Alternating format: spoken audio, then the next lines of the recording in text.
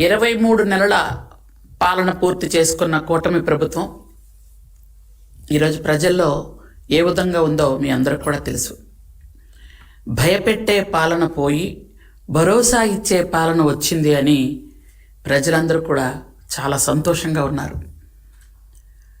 గత 5 సంవత్సరాల్లో నిత్యం భయపడుతూ బయటికి రావాలంటే భయం, ఒక ధర్నా చేయాలంటే భయం, నిజం చెప్పాలంటే భయం, ఏదైనా అడగాలంటే భయం, చివరికి డాక్టర్ మాస్క్ అడగడానికి కూడా భయపడిన పరిస్థితి మీ అందరికి కూడా తెలుసు.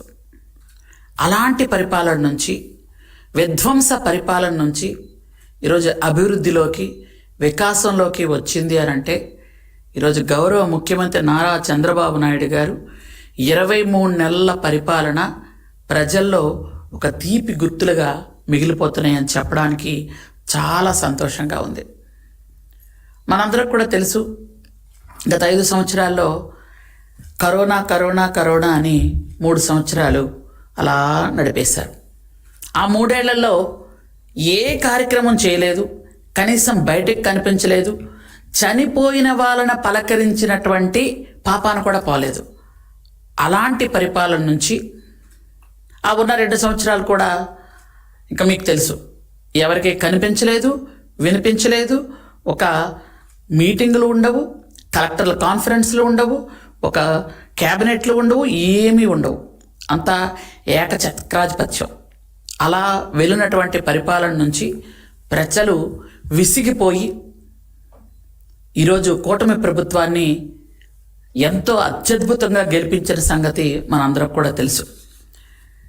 ఈరోజు చూసుకున్నట్టయితే రోజుకొకరు మన పార్టీ ఆఫీస్లో ఒక మంత్రి కూర్చొని ఇక్కడ ఉన్నటువంటి అర్జీలని, సమస్యల్ని పరిష్కరిస్తున్నారు అని అంటే గౌరవ ముఖ్యమంత్రి చంద్రబాబు నాయుడు గారు ప్రజల మీద ఏ విధంగా దృష్టి పెడుతున్నారో ఒకసారి మీరు ఆలోచించండి. ఈరోజు ఉదయం 10 గంటల నుంచి కూర్చుంటే ఒక 2 అవర్స్ దాకా మొత్తం నాన్ స్టాప్గా మనం చూసుకుంటూ వెళ్తే జనాలు రోజు రోజుకి సంఖ్యాబలం తగ్గుతుంటూ వస్తుంది. మొదట్లో చూసుకుంటే ఎంతమంది ఉండేవాళ్ళు అంటే వేలాది మంది ఉండేవాళ్ళు, 100ల్లోకి వచ్చారు, ఇప్పుడు 10ల్లోకి వచ్చారు. సమస్యని వెంటనే అక్కడ ఉన్న కలెక్టర్ గారికి కానీ, జేసీకి కానీ, అక్కడ అధికారులకు ఫోన్ చేసి వెంటనే పరిష్కరించే దిశగా కూటమి ప్రభుత్వం అడుగులు ముందుకు వేస్తున్నాం. ఈరోజు చూసుకున్నట్టయితే ఈరోజు మనం బయట రోజు అంటే వీళ్ళకి ఉనికి కోల్పోతున్నామని ఈ మధ్యకాలంలో కొన్ని మాటలు మాట్లాడుతున్నారు, మీకు అందరికి కూడా తెలుసు.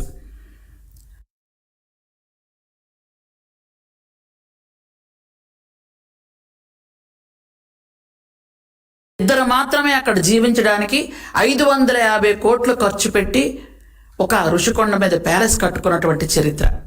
అలాగే ఎక్కడ కబ్జాలు చేద్దామా, ఎక్కడ పొలాలు మొత్తం అక్కడ ఉన్నటువంటి స్థలాలు ఆక్రమించుకుందామా అనేటటువంటి నెంబర్ 2లు, నెంబర్ 3లు చేస్తున్నటువంటి హల్చల్ అప్పుడు. అలాగే వైజాగ్ పేరెత్తగానే గంజాయి గుర్తొచ్చేది. అరకు, పాడేరు ఏరియాల్లో అప్పుడు వైజాగ్ జిల్లాలో ఉండేది కాబట్టి గంజాయి, ఎక్కడ చూసినా గంజాయి తోటలు.